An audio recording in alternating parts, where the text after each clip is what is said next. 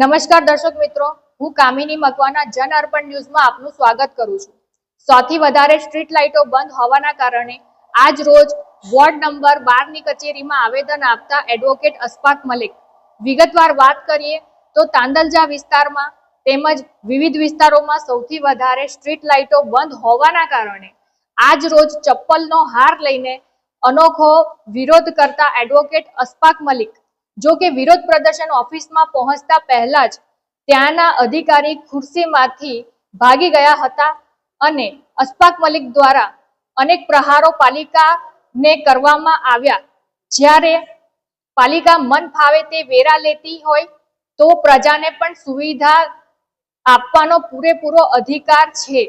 જો ટૂંક સમયમાં જ તેમની માંગ પૂરી નહીં થાય તો આનાથી પણ ઉગ્ર રજૂઆત સાથે આંદોલન કરવામાં આવશે।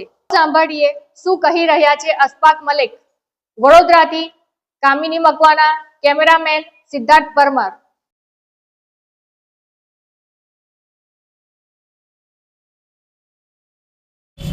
તાંદલજા વિસ્તાર, સનફાર્મા રોડ વિસ્તાર અને વાસણા રોડ વિસ્તારમાં છેલ્લા 4 મહિના ઉપરાંતના સમયથી સતત ફરિયાદો અમે કરીએ છીએ અને ફરિયાદો કરીને સતત ફોલોઅપ લેવામાં આવે છે કે આ ફરિયાદ હજુ સમાધાન નથી થયું, આ ફરિયાદનું સમાધાન નથી થયું કરીને લખીને એમના વોટ્સએપ ઉપર રાજવીર ગોહિલ, સંતોષ સિમ્પી તમામના વોટ્સએપ ઉપર મોકલેલી છે અને એવી ફરિયાદો 4 મહિનાથી પૂરી કરી નથી એ લોકો।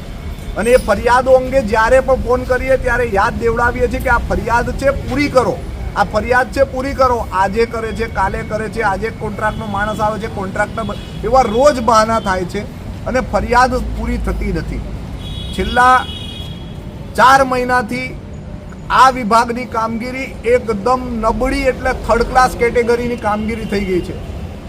સામાન્ય રીતે જ્યારે કોન્ટ્રાક્ટ આપવામાં આવે અથવા સ્ટ્રીટ લાઇટ વિભાગમાં કામગીરી કેટલા દિવસમાં પૂરી કરવી તો 48 કલાકમાં સ્ટ્રીટ લાઇટની ફરિયાદોનું સમાધાન કરવાનું જોગવાઈ કરેલી છે અને આ ફરિયાદો 48 કલાક નહીં, 48 દિવસ નહીં બલકે 4 મહિના 120 દિવસથી પણ વધુ સમય થઈ જાય છે છતાં ફરિયાદોનું સમાધાન કરવામાં આવ્યું નથી। અને સવારના સમયે તો ઓફિસ બંધ હોય, બપોરે 2 વાગ્યા પહેલાં કોઈ આવેના માલિકઈના નહીં 24/7 લખીને બેઠા છે। એટલે તમે 24 કલાક કંઈક આ કાર્યરત છો એવું મને બતાવો પહેલાં તો।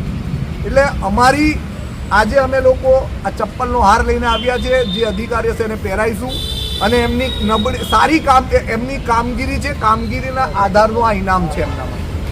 એટલે મારી રિક્વેસ્ટ છે, મેં કમિશનરશ્રીને પણ આ બાબતે રજૂઆત કરી છે છતાં આ ફરિયાદનું સમાધાન નથી। અને અગાઉ પણ તમે પહેલા અહીંયા સ્ટેટ વિભાગમાં આવ્યા હતા, કમ્પ્લેન બુકમાં લખેલી મારા હાથે ફરિયાદો હું આવીને લખી જાઉં છું ને એ લખેલી ફરિયાદો સોલ્વ નથી થતી ને અહીંયા ઓકે લખીને રિપોર્ટો બનાવે છે એટલે ફ્રોડ થાય છે।